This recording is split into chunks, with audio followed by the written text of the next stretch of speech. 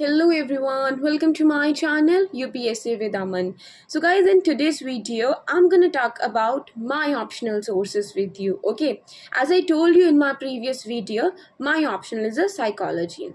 So guys आज की video में मैं सिर्फ और सिर्फ अपने सोर्सेज के बारे में डिस्कस करूँगी. I want discuss about my strategy at all, because if I will start discussing about my psychology optional strategy तो ये वीडियो बहुत ज़्यादा लंबी हो जाएगी and I don't want to make that. Okay, so I don't want to waste your time कि आप ये सोच के आओ कि मैं इस वीडियो में अपनी स्ट्रैटेजी डिस्कस करूँगी. सो इसलिए मैं आपको पहले ही रिमाइंडर दे रही हूँ कि अगर आपको सोर्सेज पता है okay and you are searching for strategy तो I'm really sorry this video is not for you, but the person जो कि सर्च कर रहा है, जिसने अभी अपनी साइकोलॉजी ऑप्शनल के बारे में सोचा है या फिर फाइनल डिसाइड कर लिया है या फिर सोचना है, आई मीन कि जस्ट एक कन्फ्यूजन है. अभी सोर्सेज के बारे में पता लगाएंगे और बाद में डिसाइड करेंगे कि कौन सा ऑप्शनल जो है उनको ऑप्ट करना है. So this video is particularly for that person. Okay, so आज की वीडियो में आई विल टेल यू कि पेपर 1 के लिए एंड पेपर 2 के लिए what sources I follow. Okay, so guys जैसा कि आपको पता है आपके किसी भी ऑप्शनल में ना 2 पेपर्स होते हैं. ओके, सिमिलरली जो है वो साइकोलॉजी में भी आपके 2 पेपर हैं. तो जो आपका फर्स्ट पेपर होता है ना, वो पेपर आपका थ्योरी बेस्ड होता है. वहाँ पे आपके एप्लीकेशन बेस्ड क्वेश्चंस नहीं पूछे जाते हैं.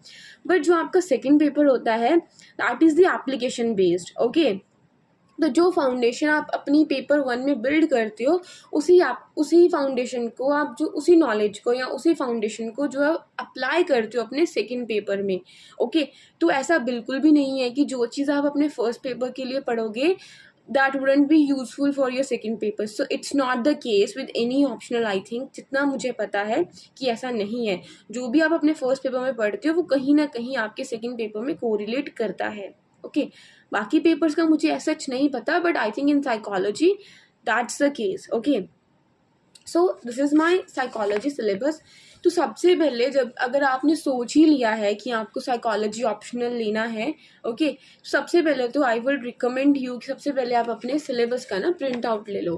क्योंकि जब आपके पास एक हार्ड कॉपी होती है ना तो आपको इजी होता है ये चेक करने में और आप एनालाइज करने में कि आपने अपना कितना सिलेबस कर लिया है, या फिर करना तो दूर की बात है, पहले हमें अपने सोर्सेज देखने होते हैं. जब हम अपना सिलेबस देखते हैं ना तो हमें यहाँ से एक आइडिया हो जाता है कि ओके ये टॉपिक वहाँ पे है, ये टॉपिक वहाँ पे है. देखो ऐसा कभी नहीं होता कि आपको एक ही बुक में सारे टॉपिक्स जो मेंशन करे होते हैं वो सारे ही मिल जाएंगे. किसी किसी का बिल्कुल ना एक सिंगल लाइन में जो एड्रेस करा होता है, तो ऐसा नहीं है कि आपको सिर्फ एक ही जगह से मिलेगा.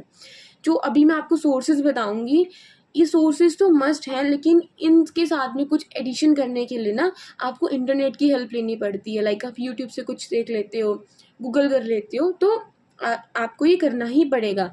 ठीक है, आप ऐसा नहीं है कि ये सब कुछ इन्हीं बुक्स के अंदर है, क्योंकि बहुत सारी चीज़ें हैं ना जो मेंशन नहीं होती हैं. अब जैसे अभी धीरे धीरे जो है ना एग्ज़ाम अपना पैटर्न चेंज कर रहा है तो क्वेश्चंस रिपीट हो रहे हैं, बट उसमें भी क्या हो रहा है ना कि they demand something different from the previous questions. But जो अल्टीमेटली आपका 60-70% पेपर रहता है ना वो सेम ही रहता है, लेकिन फिर भी आपको कुछ ना कुछ एडिशंस करनी पड़ती हैं. सो अभी मैंने आपका बहुत सारा टाइम वेस्ट कर दिया है ऑलरेडी इस चीज़ को बताने के लिए. सो अभी let's start with our sources, क्योंकि बहुत ज़्यादा टाइम वेस्ट हो जाएगा. ओके, तो फर्स्ट पेपर के लिए ना I will recommend you, okay, and everyone जिसका भी अपना साइकोलॉजी ऑप्शन होता है वो यही रिकमेंड करता है, class 11th and class 12th की NCERTs.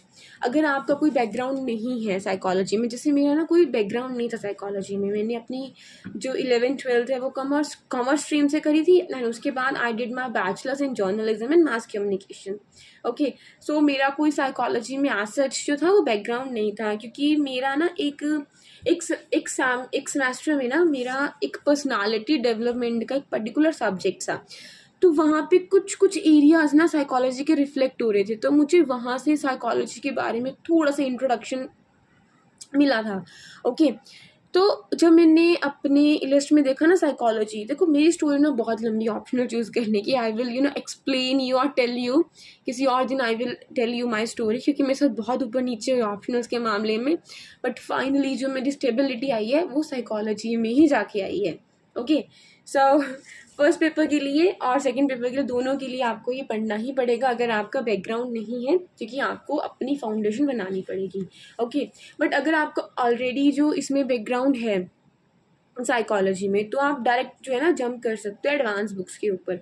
ठीक है, तो जब आप इनको कर लेते हो, अपनी फाउंडेशन बना लेते हो, उसके बाद फर्स्ट पेपर के लिए और सेकंड पेपर के लिए भी, बिकॉज वो आपकी फाउंडेशन है, here is we have Baron, Robert Baron is there. ठीक है, तो ये बुक बहुत अच्छी है, तो आप इसको भी फॉलो कर सकते हो।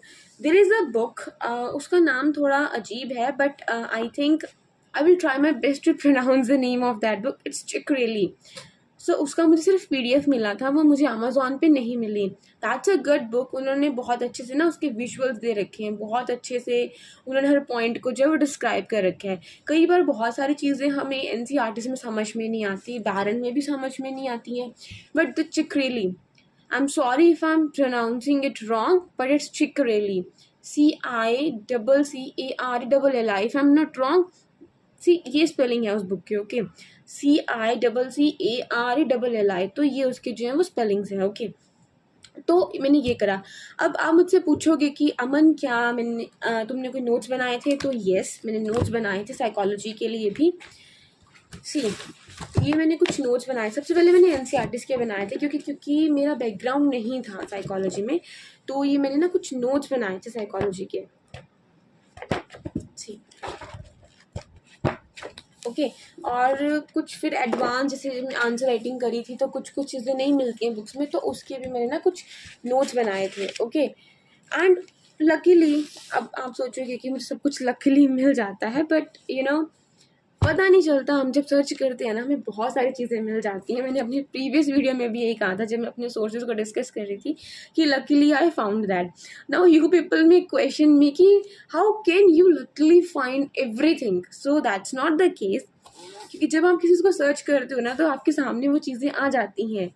This universe will help you when you are trying to find out something, when you're trying to find out a solution from the deep corner of your heart. So this universe will help you. So that's the case with me also. Universe helped me in this case also. सो वही, I was browsing the net, जो सब करते हैं, क्योंकि कुछ पता नहीं होता जब हम न्यू कोई भी चीज़ उठाते हैं। सो सबकी तरह I was browsing the net, तो मुझे वहाँ पे इनका PDF मिला, और ये ट्रस्ट में बहुत अच्छे नोट्स हैं, थोड़े ओल्ड ज़रूर हैं, बट आप इसमें एडिशंस कर सकते हो। ओके, सो ये मुझे नोट्स मिले, और इनकी खास बात ये है ना, जैसे आपकी देखो, ये ना आपकी कुछ यूनिट्स लिखी होती है, जैसे introduction, methods of psychology, research, so ये कुछ आपकी यूनिट्स हैं, तो इसके हिसाब से ना ये नोट्स हैं। ये एक सर हैं, उनका भी एक यूट्यूब चैनल है, तो मुझे उनका नाम याद नहीं आ रहा है, तो उनका भी ऑप्शनल साइकोलॉजी था, तो उन्होंने अपने खुद के नोट्स बनाए थे, तो मुझे लकीली ये नोट्स मिल गए थे। ओके, तो फिर मैंने इनका प्रिंट आउट ले लिया था, तो इन्होंने भी मेरी बहुत हेल्प करी, मुझे फालतू के नोट्स नहीं बनाने पड़े। अब जैसे कि जब आप आंसर राइटिंग करते हो ना, तब तो आपको कुछ एडिशंस करनी पड़ती हैं। ऐसा नहीं है कि आप सिर्फ एक ही चीज़ पे रिलाई कर लो, डिपेंडेंट हो जाओ कि नहीं बस यही है और यही है, ऐसा नहीं है। आपको खुद से भी कुछ एफर्ट्स करने पड़ते हैं, खुद भी कुछ एडिशंस करनी पड़ती हैं। ओके, एंड सेकंड पेपर के लिए मुझे देखो यही बुक मिली। ठीक है, यही एक बुक थी जो सेकंड पेपर के लिए अच्छे से यूजफुल है, क्योंकि ऐसा था कि जो ये स्मार्ट स्टूडेंट सर है ना, इनका भी optional, if I am not wrong, इनका भी ऑप्शनल साइकोलॉजी था। तो इन्होंने ना जो अपना अलग अलग जगह से जो मटेरियल इन्होंने उठाया था, इन्होंने उसको एक ही जगह पे ऑर्गेनाइज कर दिया, ताकि फ्यूचर में जो भी एस्पायरेंट अपना साइकोलॉजी ऑप्शनल है उसको कोई प्रॉब्लम ना हो। तो ये बहुत अच्छी बुक है। ठीक है, आई थिंक आपको इसको लेना चाहिए अपने सेकंड पेपर के लिए। So this is for my second paper. Okay, और इसके अलावा मैंने ना एक बुक ऑर्डर की थी प्रीवियस ईयर के सॉल्व पेपर्स। इसमें आपको एक आइडिया हो जाता है कि आपके आंसर में कौन से जो एलिमेंट्स हैं वो होने चाहिए, और स्टार्टिंग में इन्होंने ना एक स्टोरी बता रखी है कि कैसे रेलिवेंट चीज़ें ही आपको अपनी जो है ना वो आंसर में ऐड ऑन करनी होती हैं। आपसे पूछा कुछ और जाता है और आप लिख कुछ और देते हो, और स्टिल आप ये सोचते हो कि आपको नंबर नहीं मिले। ओके, जैसे कि आपको आपको पूरा 2 का टेबल आता है। ओके, बट आपसे पूछा गया है वहाँ पे सिर्फ 2 8 सा, बट आपको तो पूरा टेबल आता था। बट आपको 2/8 नहीं आता, फॉर एग्जाम्पल आपको नहीं आता और आता भी है बट आपसे सिर्फ पूछा ही 2/8 गया है, बट आपने क्या कर दिया, आपने पूरा ठोका टेबल लिख दिया and now you are saying कि आपको नंबर नहीं दिए, ठीक है। तो बट आपसे पूछा कुछ और गया था बट आपने उसका आंसर कुछ और किया, डिमांड कुछ और थी और आपने सप्लाई कुछ और करा। सो ऐसी एक इसमें एक स्टोरी है, ओके। आपको पढ़नी चाहिए, आपको हेल्प मिलेगी, आपको समझ में आ जाएगा कि कैसे कैसे मुझे अपने आंसर राइटिंग में और कौन सा जो कीवर्ड होता है उसको कैसे मुझे फॉलो अप करना है। सो इस बुक में अच्छे से दिया गया है। 2016 से 19 तक के क्वेश्चंस ही हैं इसके अंदर, बट अगर आप इतने क्वेश्चंस को भी ना उसका स्ट्रक्चर पढ़ लेते हो तो आपको एक आइडिया लग जाता है कि आपको अपनी आंसर राइटिंग और अपने आंसर्स में आपको कौन सी चीज़ें जो है वो ऐड ऑन करनी है। So these are my sources, okay. And अगर इसके अलावा आपको जैसे पता करना है कि how I do my optional, how I strategize my time, so इसके लिए I will make separate video.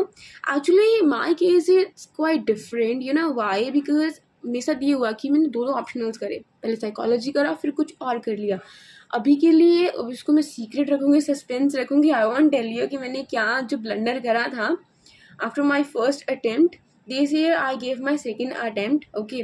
तो फर्स्ट अटेम्प्ट में I had psychology as an optional, but in second attempt में मेरे दिमाग में कुछ खुराफाती आई और मैंने वही ना, जब टॉपर्स बोलते हैं और बहुत सारे और भी लोग बोलते हैं कि नहीं वैसा वैसा करो, तो मैंने भी उनके इन्फ्लुएंस में आके ना अपना जो था ऑप्शनल वो चेंज कर दिया, जिसकी वजह से मुझे हेवी कॉस्ट का सामना करना पड़ा। Heavy cost doesn't mean in monetary terms but also in psychological terms, I would say. So I will share with you people कि what happened with me during my journey, especially optional के case में। और मैं नहीं चाहती कि जो मैंने ब्लंडर करा वो कोई और रिपीट करे। So how to choose an optional, तो उसके लिए I will make a separate video. I will tell you, I will discuss my points और my experience जो optional में मेरे साथ में हुआ, okay? So I think आज की वीडियो के लिए इतना ही काफ़ी है, okay? तो यही मेरे कुछ सोर्सेज थे। देखो सोर्सेज बेशक आपके कम हो, बट द थिंग ये आप उसको रिवाइज कर पाओ। मैंने आपको पहले भी बताया था कि वो सोर्सेज का कोई फ़ायदा नहीं है जिसको हम सिर्फ बना के रख लो बट आप उसके रिविजन्स ना कर पाओ, ओके। तो सोर्सेज बेशक आप कम रखो, मन में बिल्कुल फेयर मत रखो कि यार मैं तो सोर्सेज ही बहुत कम है, तो ऐसा कुछ नहीं है, ठीक है। Keep your sources short but make sure कि आप उसको बहुत बार है ना रिवाइज कर पाओ, okay. So that's all for today. Thank you so much. Thank you for listening and thank you for watching.